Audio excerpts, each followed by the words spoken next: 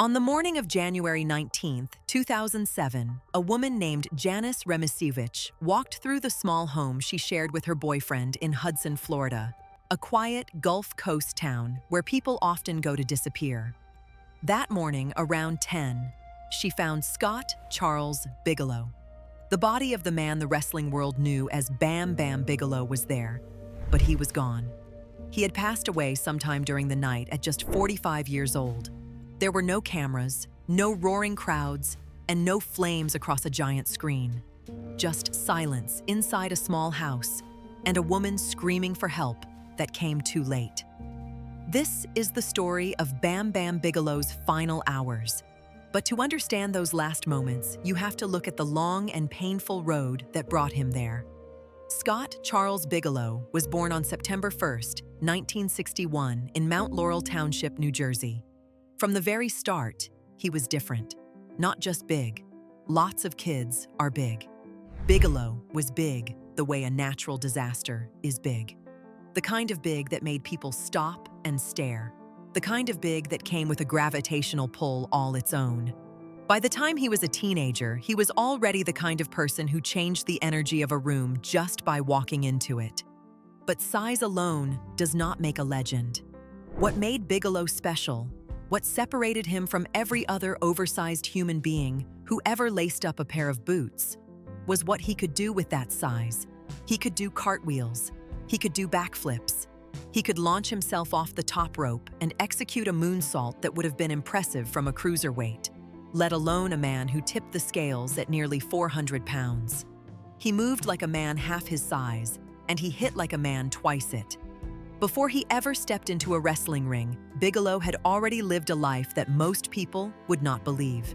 He worked as a bounty hunter, an actual bounty hunter, tracking down fugitives across the border into Mexico. One of those jobs went sideways in a way that sounds like the plot of a bad action movie. His partner was shot in the neck and killed. Bigelow ended up in a Mexican prison for 6 months. The walls of his cell were apparently so thin that he could run straight through them, which he reportedly did on at least one occasion. The judge who presided over his case apparently became friends with him and eventually let him out early after Bigelow protected him from people trying to attack him during court proceedings. He was 19 years old when all of this happened. 19. Most people at that age are worrying about college exams or their first apartment. Bam Bam Bigelow was breaking out of Mexican prisons and serving as a bodyguard for a judge who had taken a liking to him. Now, some of these stories have been told and retold so many times that the details get fuzzy. People who knew Bigelow have admitted that you had to take some of his tales with a grain of salt. But the thing about Bam Bam Bigelow stories is that enough of them checked out, enough of them were verified by independent sources, that you could never be quite sure which ones were exaggerations and which ones were simply too insane to be anything but true. He trained at Larry Sharp's Monster Factory in New Jersey, and by 1986, he was wrestling professionally in Memphis under the name that would define him for the rest of his life: Bam Bam Bigelow. The flame tattoo came next, $4,500 to ink those iconic flames across his bald head. It was the kind of commitment that told you everything about the man. He was not interested in halfway measures. He was not interested in being just another big guy. He wanted to be unforgettable. And he succeeded beyond anything he could have imagined.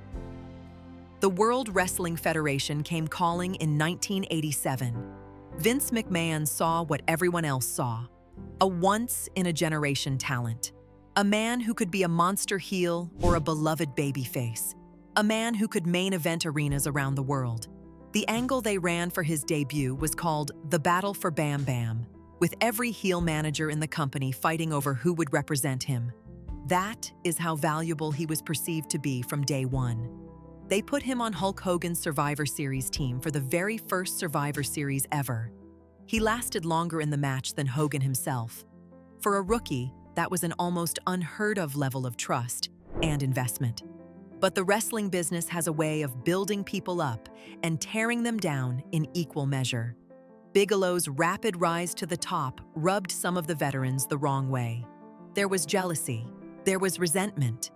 Andre the Giant worked him particularly stiff in one encounter, a not-so-subtle message that the locker room thought this kid needed to pay more dues before he got to sit at the head table. Bigelow left the WWE after about a year. He went to Japan, where he formed a tag team with Big Van Vader and won the IWGP Tag Team Championship. He came back to the WWE in late 1992 and eventually landed the biggest match of his career, the main event of WrestleMania XI in April 1995, against NFL legend Lawrence Taylor. Think about that for a second. The main event of WrestleMania, the single biggest stage in all of professional wrestling, millions of people watching, and Bam Bam Bigelow was right there in the center of it all. He made Lawrence Taylor look like $1 million in that match and took the loss like the professional he was. His ex-wife Dana later said that Bigelow was more excited about becoming a father than he was about main eventing WrestleMania. He used to tell his kids he was the highest paid loser in the world. He did not care about winning or losing as long as the check was good. After WrestleMania, things started to shift. Not immediately, not in some dramatic, obvious way. But the trajectory of Bam Bam Bigelow's life began to tilt, slowly but unmistakably, toward the darkness that would eventually consume him. He left the WWE after doing the honors for Goldust at the 1995 Survivor Series. That was his last night as a WWE performer. No farewell, no send-off, just a loss on pay-per-view and then gone. The man who had main evented WrestleMania 7 months earlier simply disappeared from the biggest stage in the business. But Bam Bam Bigelow was not done. Not yet. He found his way to Extreme Championship Wrestling, where he had some of the best matches of his entire career. His feud with Taz became the stuff of legend.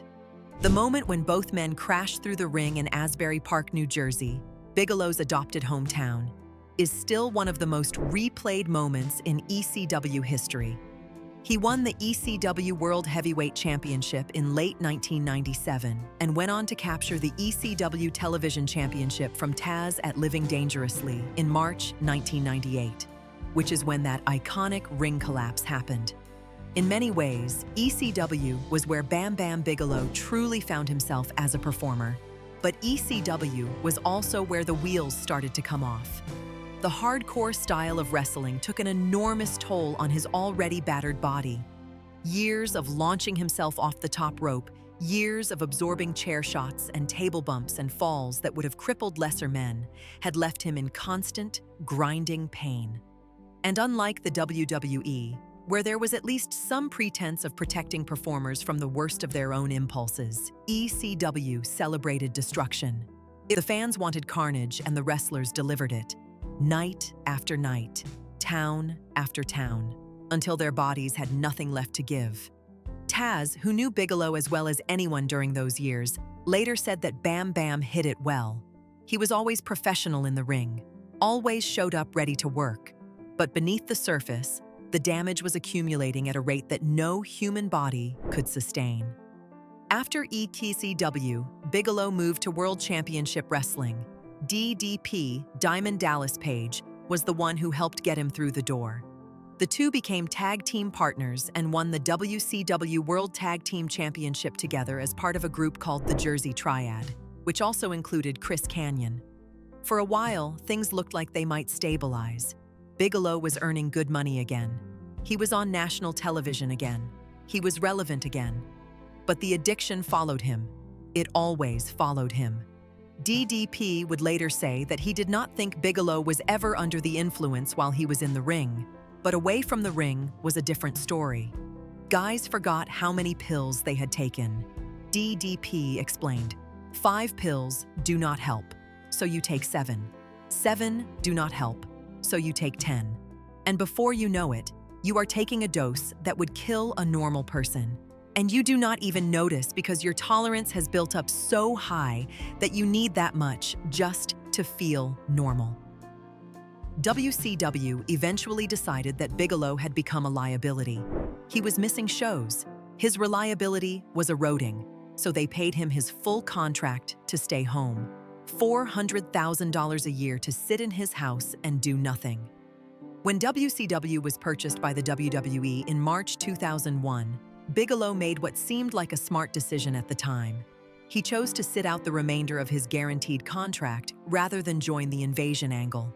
Several other prominent WCW performers made the same choice. The money was guaranteed whether he worked or not. Why put further strain on a body that was already falling apart? But sitting at home with guaranteed money and nothing to do is a dangerous thing for an addict. The structure of the wrestling schedule, brutal as it was, at least gave him a reason to get up in the morning, a reason to stay somewhat functional. Without that structure, without that purpose, the pills and the isolation had nothing to compete with. And that is when the pills entered the picture. The kind of pain that does not go away when you wake up in the morning.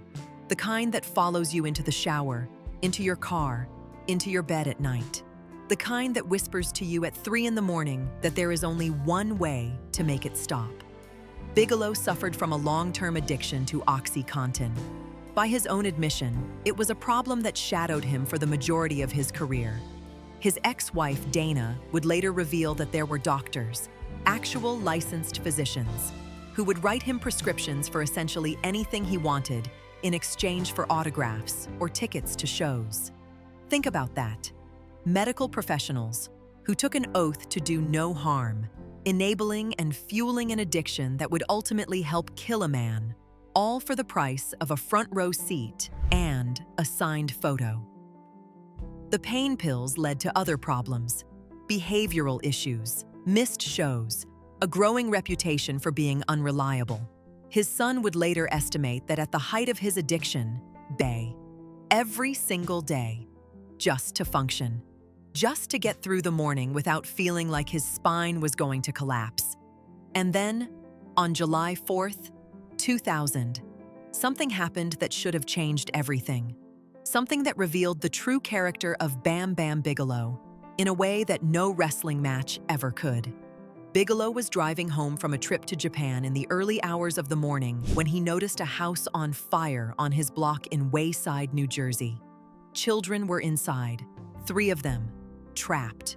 And without hesitation, without thinking about his own safety, without pausing to calculate the risk, Bam Bam Bigelow charged into that burning building. A man who weighed nearly 400 pounds, a man whose body was already breaking down from decades of punishment, ran straight into the flames. He had to crash through an interior wall, 2x4s and all, just to find a way upstairs past the fire.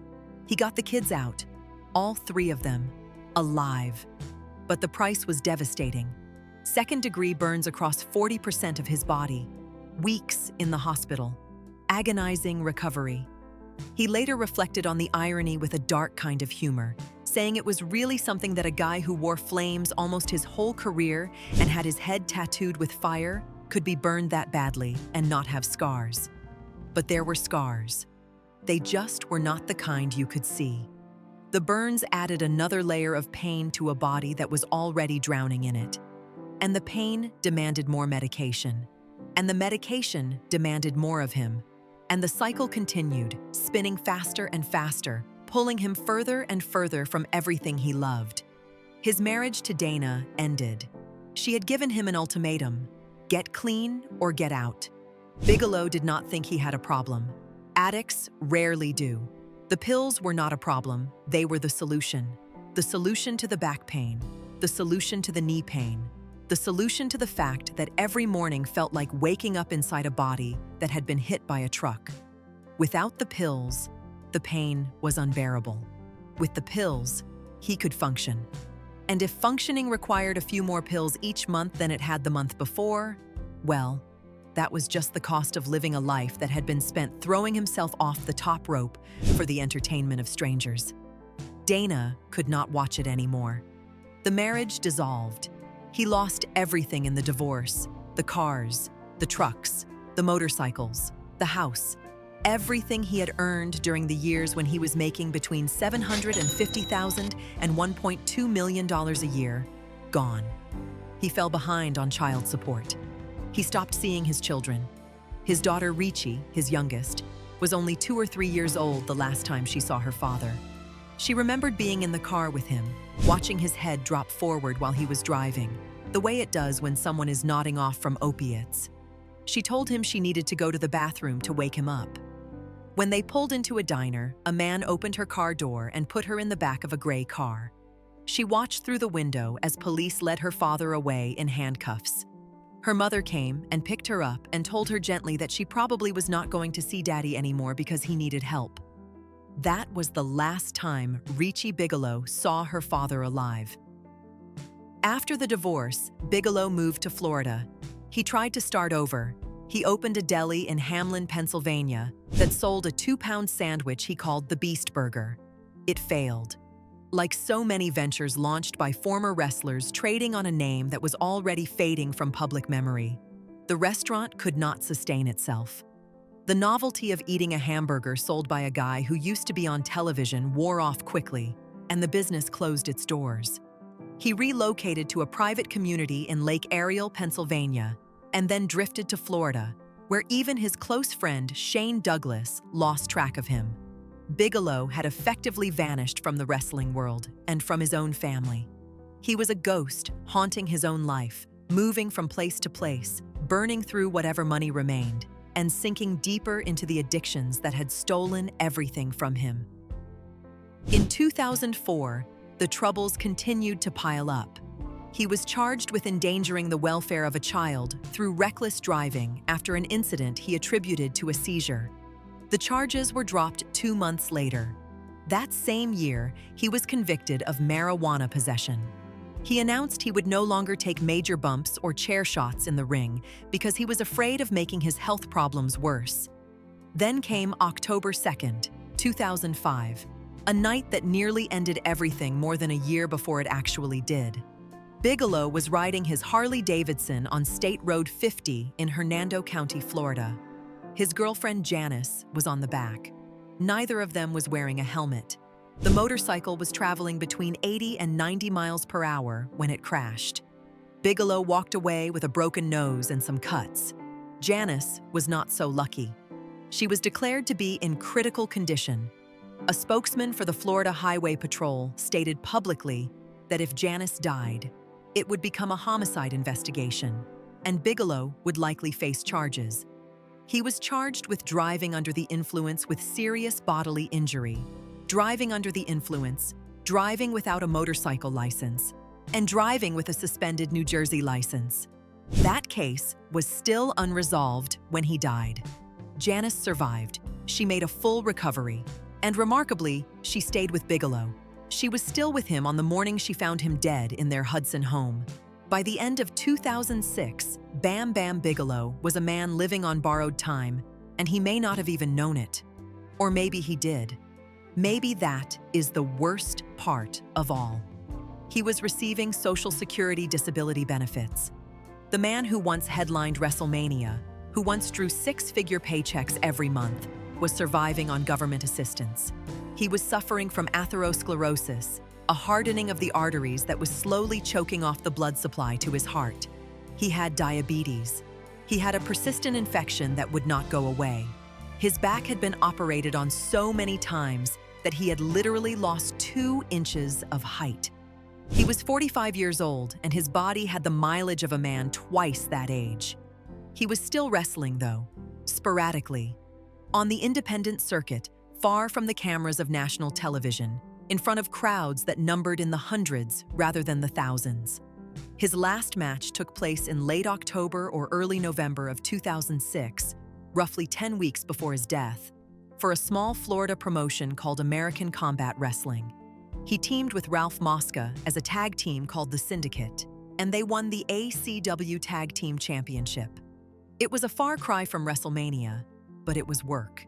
It was a way to feel useful, a way to feel like he was still somebody. His friend Jerry Saggs of the Nasty Boys saw him around this time. Saggs had been working with some of the same local promotions. He looked at the state Bigelow was in and did not like what he saw. He told Bigelow straight up that they had lost 40 of their friends in recent years. He was tired of going to funerals. He begged Bigelow not to be the next one. Bigelow hated being Bam Bam Bigelow by the end. He covered his famous tattooed head with hats and caps whenever he went out in public. He did not want to be recognized. He did not want the stares, or the questions, or the inevitable disappointment in people's eyes when they saw what had become of the beast from the East. He just wanted to be Scott Bigelow, a normal person, a man without a character to maintain or a legacy to live up to. But the tattoo was permanent. And so was the pain. And so, apparently, was the addiction. Now we arrive at the final 48 hours. And this is where the story becomes difficult, not because of what we know, but because of what we do not know. The specific details of Bam Bam Bigelow's last 2 days on Earth have never been publicly documented in the kind of minute by minute detail that some high-profile deaths receive. There was no security camera footage. There were no final interviews. There was no dramatic last phone call to a friend or family member that has been made public. What we have are fragments, pieces of a puzzle that, when assembled, paint a picture of quiet, ordinary despair. What we know is this. In the days leading up to January 19th, 2007, Bam Bam Bigelow was living in his small home in Hudson, Florida, with Janice. He was dealing with the same constellation of health problems that had been grinding him down for years. The atherosclerosis, the diabetes, the infection, the chronic back pain, the addiction that he had fought and lost and fought again for over a decade. He was not working. The ACW tag titles he had won weeks earlier had already been vacated. There were no bookings on the horizon, no phone calls from promoters, no reason to think that the wrestling business, the only business he had ever known, had any further use for him. The DUI case from the motorcycle accident was still hanging over his head. He had not seen his children in what had been described as over a year. The world had largely forgotten about Bam Bam Bigelow. And in many ways, that was exactly what he wanted, to disappear, to stop being a character and just be a person. But the problem with disappearing is that when you vanish from everyone's radar, there is no one around to notice when you are in trouble. No one to check in. No one to ask if you are okay. No one to see the warning signs.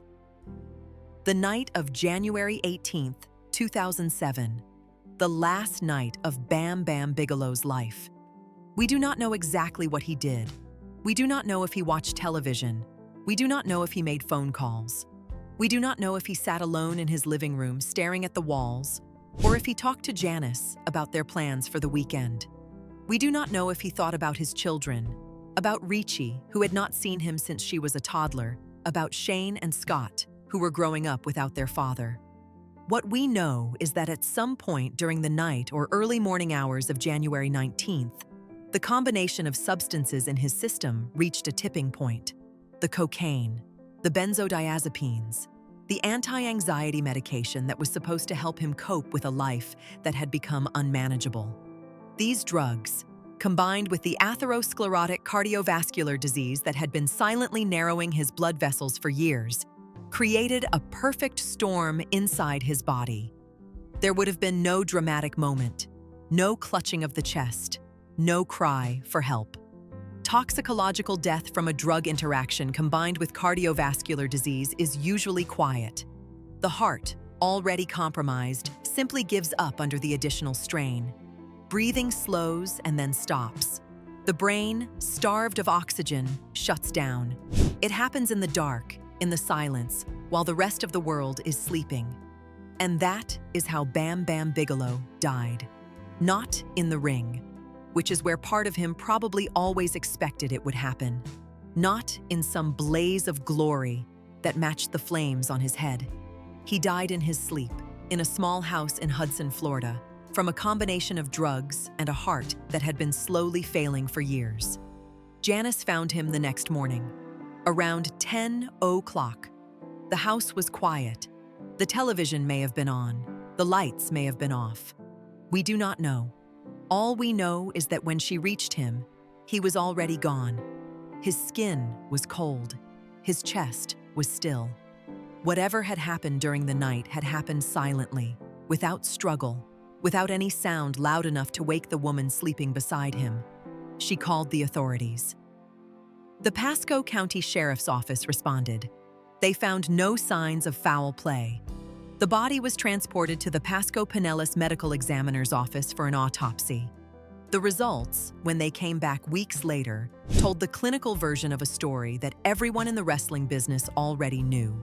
Toxic levels of cocaine. Toxic levels of benzodiazepine tranquilizers, a contributing factor of arteriosclerotic cardiovascular disease. The official ruling was accidental death. His brother Todd spoke to the media a few days later. He confirmed the death and mentioned that Scott had been struggling with a persistent infection and diabetes. A memorial service was planned for Friday in Neptune, New Jersey, where Bigelow had grown up and gone to high school. The Jersey Shore community, where he had dreamed of becoming a professional wrestler. The area where Taz and Bam Bam had crashed through that ring at the Asbury Park Convention Hall years earlier, creating one of the most iconic moments in hardcore wrestling history. The wrestling world reacted with sadness, but not surprise. Dave Meltzer, the editor of the Wrestling Observer newsletter, described the trend of professional wrestlers dying at 45 and younger as just ridiculous. He noted that the presence of arteriosclerotic cardiovascular disease on wrestlers' death certificates had become depressingly consistent in recent years. The $1 Million Man, who had managed Bigelow in the WWE as part of the $1 Million Corporation, spoke about what a joy he had been to work with. A real, likable guy, he said. All business in the ring. All about his family outside of it. A good man and a businessman, and a pleasure to work with. Spoke about learning from being in the ring with him. About the privilege of sharing those moments. About how Bam Bam Bigelow was a great performer and, more importantly, a father. He will be missed by everybody who knew him, Taz said. Joey Styles, the voice of ECW, said that the image of Taz, and maybe it was Jerry Saggs who captured it best, the man who had tried to warn Bigelow in those final months, the man who had looked at his friend and seen the end coming. He said Bigelow was a good guy with a good heart. In a lot of ways, just a big teddy bear with that New Jersey attitude about him. A big teddy bear. A man who charged into burning buildings to save children he did not know. A man who loved being a father more than he loved main eventing WrestleMania. A man who could do things in a wrestling ring that should have been physically impossible for someone his size. A man who, in the end, could not save himself. Bigelow's death did not occur in isolation. It was part of a pattern so alarming that it eventually forced the wrestling industry to confront its own complicity in the destruction of its performers. In the Tampa Bay area alone, Curt Hennig had been found dead in a Tampa hotel room in 2003 from a cocaine overdose. He was 44. Road Warrior Hawk had been found dead at his home in Seminole that same year. He was 45. Eddie Guerrero had been found dead in a Minneapolis hotel room in 2005. He was 38. Just weeks after Bigelow's death, Mike Awesome would be found dead in his Tampa home. He was 42. All of them gone. All of them too young. All of them casualties of an industry that chewed men up and spit them out with no safety net, no pension plan, no health care, and no mechanism for helping the people who had broken their bodies to entertain millions. The Pasco Pinellas Medical Examiner noted that arteriosclerotic cardiovascular disease had become a disturbingly common finding on the death certificates of professional wrestlers. Their hearts were giving out decades before they should have. The combination of performance-enhancing substances, recreational drugs, painkiller addictions, grueling travel schedules, and the physical trauma of the in-ring work was creating a mortality rate that would be considered a public health crisis in any other profession. But professional wrestlers were not employees. They were independent contractors. No health insurance, no workers' compensation, no retirement benefits.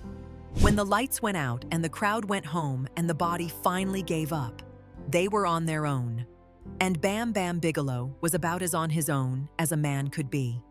In the years that followed, things began to change. Slowly, imperfectly, but they changed. WWE implemented a wellness policy. They began offering rehabilitation assistance to former performers. DDP Yoga, founded by Bigelow's former tag team partner, Diamond Dallas Page, would go on to transform the lives of countless wrestlers struggling with addiction and physical deterioration. GoFundMe campaigns became a lifeline for performers who had fallen on hard times. But none of that existed in January 2007. Not in any meaningful way. The infrastructure of support that might have given Bam Bam Bigelow a lifeline simply did not exist yet. There was no hotline to call, no program to enroll in, no former colleague with a yoga system and a camera crew showing up at your door to pull you back from the edge. There was just a man in a house in Florida with his pain and his pills, and the slow, steady drumbeat of a heart that was running out of time. And so Bam Bam Bigelow died in the dark, in a town no one had heard of, surrounded by pill bottles and the ghosts of a career that had promised him everything and delivered him to nothing. His body was cremated. It is not public knowledge who received his ashes.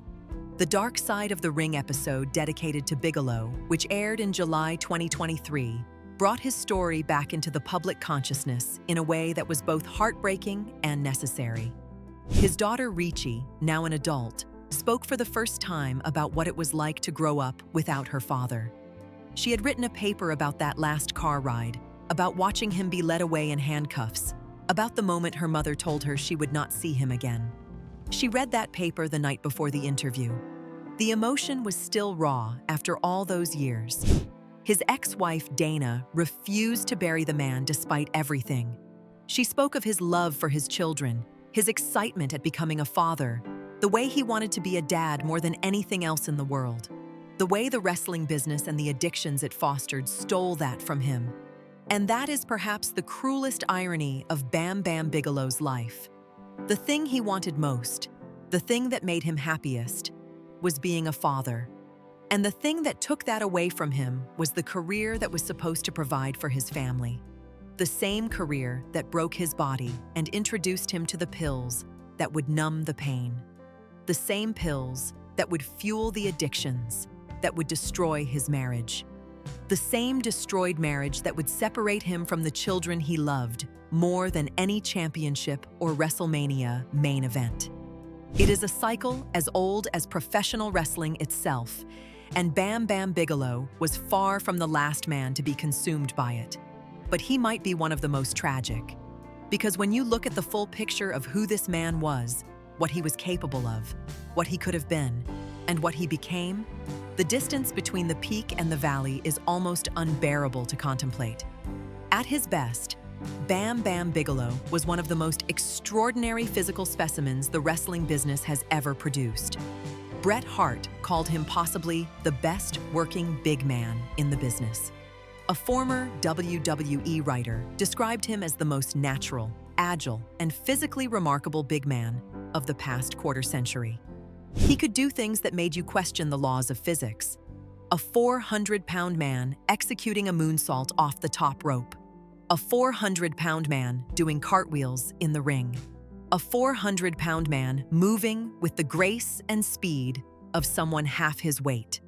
At his worst, he was a broken man living on disability checks in a rented house in Florida, covering his famous head with a hat because he could not stand being recognized, estranged from his children, struggling with addictions he had never managed to overcome, facing criminal charges from a motorcycle accident he should not have survived, and slowly dying from a heart condition he may not have even known about.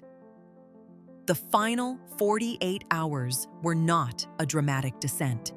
They were not a sudden collapse. They were the last quiet moments of a long, slow unraveling. A man sitting in his house, taking his pills, maybe watching television, maybe thinking about the past, maybe not thinking about anything at all. And then, at some point in the darkness, his heart simply stopped. No one saw it happen. No one heard it happen. There were no final words recorded for posterity, no deathbed confessions or last-minute reconciliations. Just a woman waking up on a Friday morning in January and finding the man she loved cold and still beside her. In the years since, Bam Bam Bigelow's legacy has only grown. Wrestlers cite him as an influence. Fans share clips of his greatest matches on social media. His WrestleMania match against Lawrence Taylor remains a fascinating curiosity in the history of the event. His ECW work is regarded as some of the finest heavyweight wrestling of that era. His name comes up in every conversation about who deserves to be in the WWE Hall of Fame, but has not yet been inducted. And always, always, there is the fire. The burning building in 2000. The 3 children he saved.